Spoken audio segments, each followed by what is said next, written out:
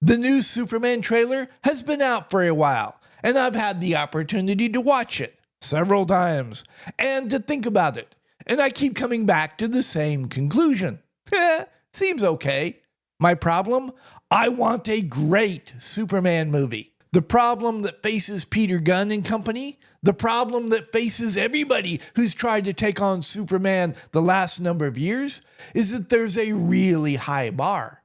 We've already had a great Superman, Christopher Reeve, and we've already had a great Superman movie, 1978's Superman the Movie.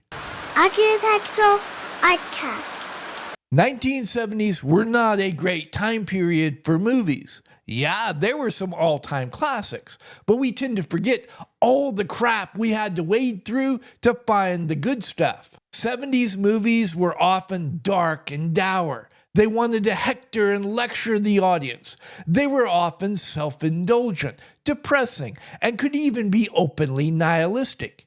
And then, like a sign of things to come, there was a ray of hope. In 1976, we got Rocky, where we were told the little guy could stand up to the system, the machine, the institutions, fight for what he believed in, and survive. In 1977, we got Star Wars, where we were told the little guy not only could he stand up to the system, the empire, and survive, he just might win. And then in 1978, we got Superman the Movie, where we were told, no, you got it all wrong. The system better be afraid of the little guy, because the little guy is the most powerful force in America. Considering the mindset, the lecturing, hectoring, finger-wagging mindset of Hollywood, all the social institutions back in the 70s, it's a miracle that Superman the Movie was made in the first place. The more things change, the more they stay the same. Let me give you all just one example of this lecturing mindset. In the fall of 1980, my fourth grade class for civics, we held our own presidential election, and we got the exact same results. I mean, one girl voted for John Anderson.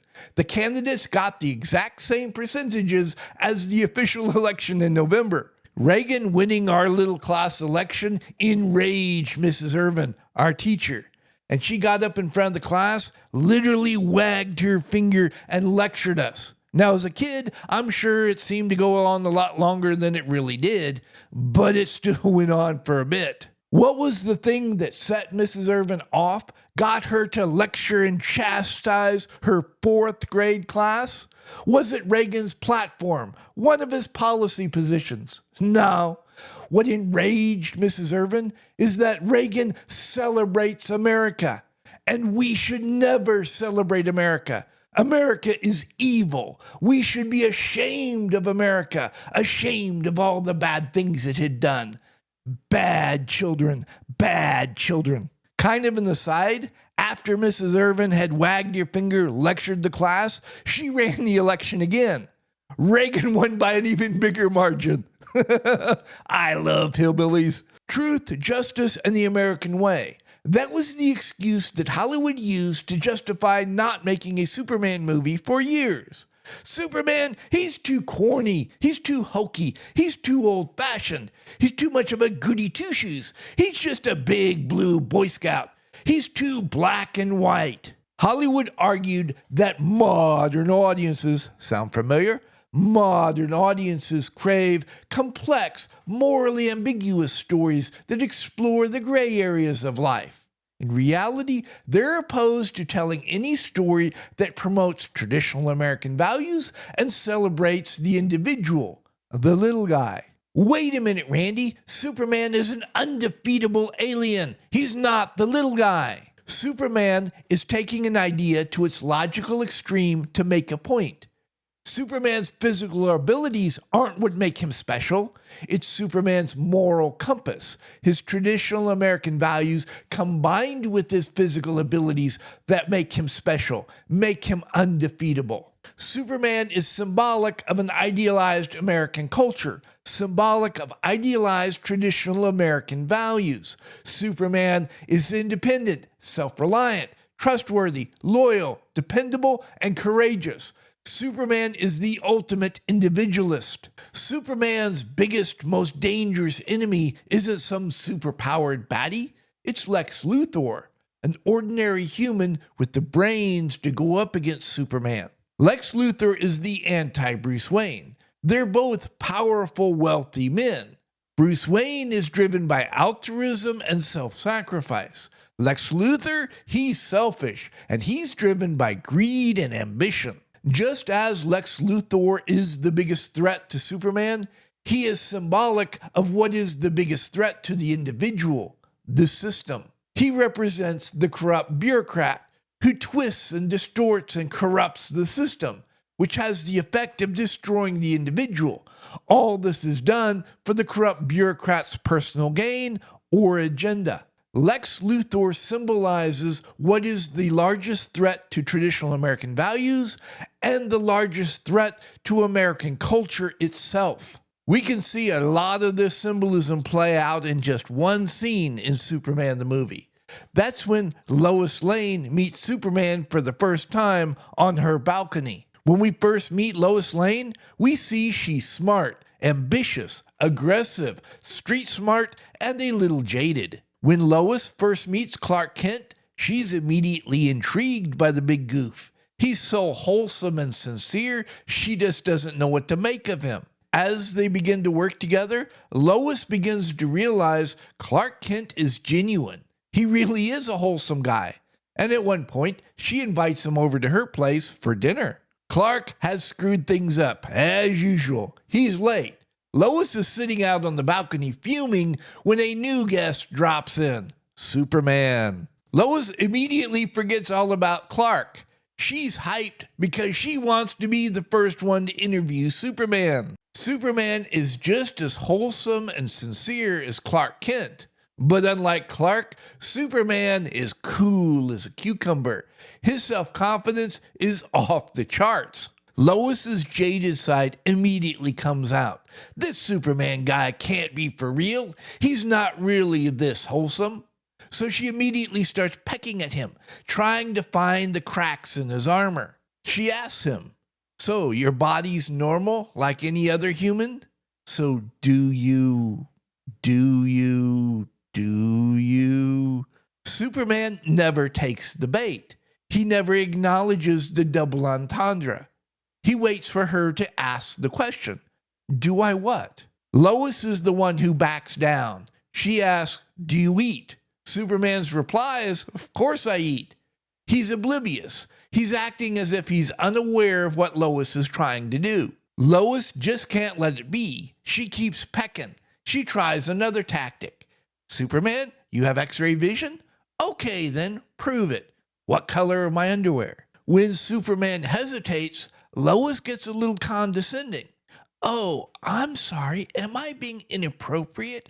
I can change the subject if this bothers you." Superman is again oblivious to the double entendre. "No, I'm not embarrassed. Why would I be? The problem is you're standing in front of lead, and I can't see through lead." Lois, realizing she's still not getting anywhere, drops it, moves on to a new line of questioning. She casually walks away from the planter. Superman interjects, "Pink." "What's pink?" "Your underwear." Lois is the one who ends up becoming embarrassed. If you're saying or doing something provocative and the people around you are celebrating it, yeah, keep doing that, it legitimizes what you're doing. If the people around you are wagging their finger and tisking at you, then it can become an act of rebellion. But if the people are oblivious to what you're doing, don't realize the provocative nature, you're the one that will oftentimes become self-conscious, realize you're being inappropriate in this situation. There's a whole nother subtext, another layer to Superman and Lois's interactions in the scene. When I first saw the movie, I was old enough to realize that that layer was there, but I wasn't old enough to understand what was going on. When I asked, my dad said, "They're flirting." As I said, Lois is the one who becomes embarrassed and uncomfortable. But her curiosity, her need to know gets the better of her, and she asks, "Do you like pink?" And Superman responds, "Yes, I do like pink." Up until this point, Superman has been oblivious to Lois's double entendres. But this time around, we could argue is the most provocative question, he answers it directly. Why? It goes back to the subtext. Lois is asking Superman, "Do you like me?" Superman's reply is very direct. "Yes, I like you." Superman is courting Lois Lane. He's an old-fashioned, traditional type of guy. He's not trying to jump straight to the bedroom. He wants to court her, form a long-term relationship. This scene is showing that courtship, a man pursuing a woman, can be a wholesome, honorable thing. What seals the deal for Lois is when Superman says, "I never lie." Lois asks Superman, "Why are you here?" And he says, "For truth, justice, and the American way." Lois's jaded, cynical side immediately comes out and she says, "You'll be fighting every politician in America." Superman's reply, "You don't mean that." Lois lashes back, "You don't mean that."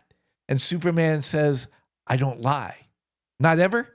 Never. That's when it starts to dawn on Lois. Superman is for real.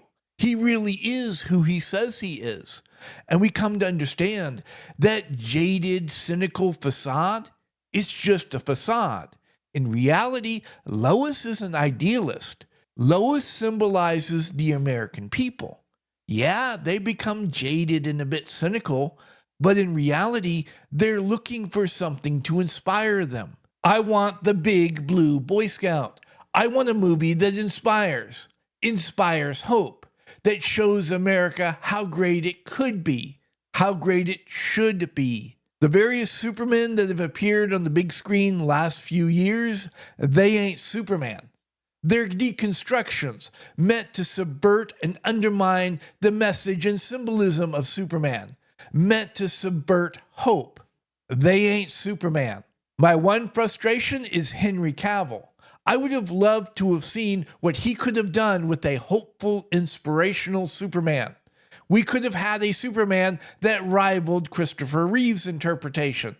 But now we'll never know. Modern Hollywood, with its infatuation with collectivism, its hostility towards traditional American values, its hostility towards the individual, I don't think they're capable of making a hopeful, inspirational Superman movie. I don't think James Gunn is any different. I don't think he's capable of telling a hopeful Superman story either.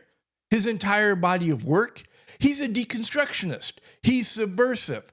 He's not going to be able to resist his worst tendencies. He's going to want to put his fingerprints all over the story and let us know exactly what he thinks of Superman. My grandmother used to always say, "Listen to a man's proposition before you condemn it." So, I'm going to wait to render final judgment until the movie's out. Meanwhile, I'm going to hope that we get a great Superman movie. Hollywood, James Gunn, they don't deserve the benefit of the doubt. James Gunn is such a liar, I wouldn't believe him if he told me the sun rose in the east. I choose to be hopeful because I believe in redemption, second chances. Regardless of what Hollywood, Gunn do, we still have Christopher Reeve's Superman. And it was a miracle we ever got that in the first place. At any rate, I hope I've given you all something to think about, and until next time, y'all be safe. If y'all are still here, thank you very much. I really appreciate it. While you're at it, why don't you hit the like button, subscribe to the channel, click that notification bell. You can hear me yammer on about something else next time. And feel free to share this video far and wide. Please like and subscribe. Please leave a comment.